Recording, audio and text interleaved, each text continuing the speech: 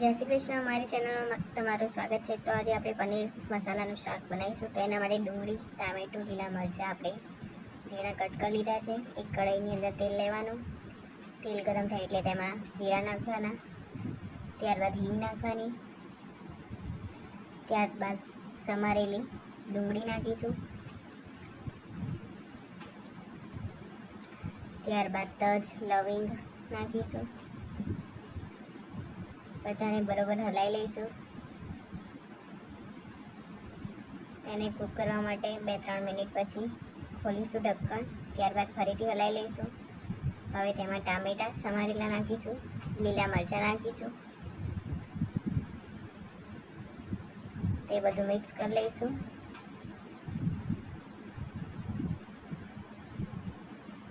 તે મિક્સ થઈ જાય ત્યારબાદ તેની અંદર 1 ચમચી હળદર,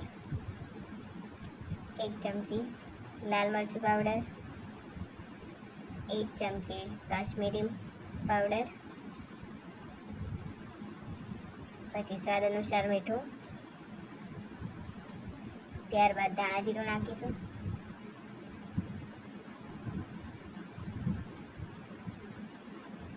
આપણે પછી બધું મિક્સ કરી લઈશું.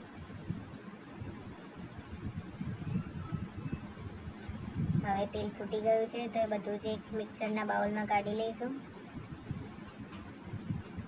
ગેસ બંધ કરી દઈશું.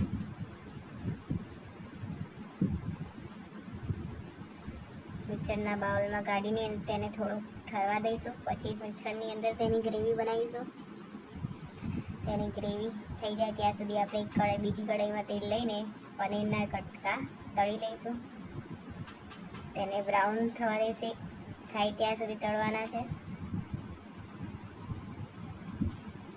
તો આપણા પનીરના કટકા બ્રાઉન થઈ ગયા છે તો એને આપણે કાઢી લઈશું બહાર. અને આ જ તેલની અંદર પેલી ગ્રેવી નાખી દઈશું આપણી.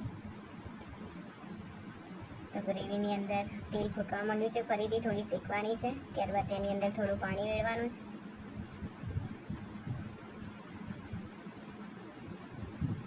પાણી વેડ્યા પછી થોડી વાર તેને ચડાવવાની. ત્યારબાદ આપણે દહીં નાખીશું. દહીંમાં લાલ મરચું પાવડર, હળદર, ધાણા જીરું અને ગરમ મસાલો નાખેલો છે. તે દહીં આપણે ગ્રેવીની અંદર નાખી દઈશું અને પછી પનીરના કટકા નાખી દઈશું. પછી બધું મિક્સ કરીને હલાવીશું. દહીં નાખ્યા પછી થોડું હલાવતા જવાનું છે. પનીરના કટકા નાખી દઈશું. હવે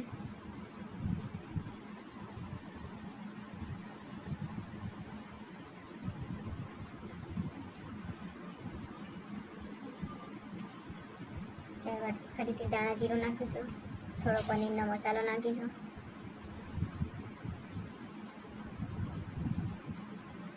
હવે તેલ ફૂટવા દઈશું આપણે અંદરથી. તેલ ફૂટે ત્યાં સુધી રાખવાનું. તેની પર પછી લાલ મરચું નાખવાનું છે સમારેલું, અને ત્યારબાદ ધાણા નાખવાના.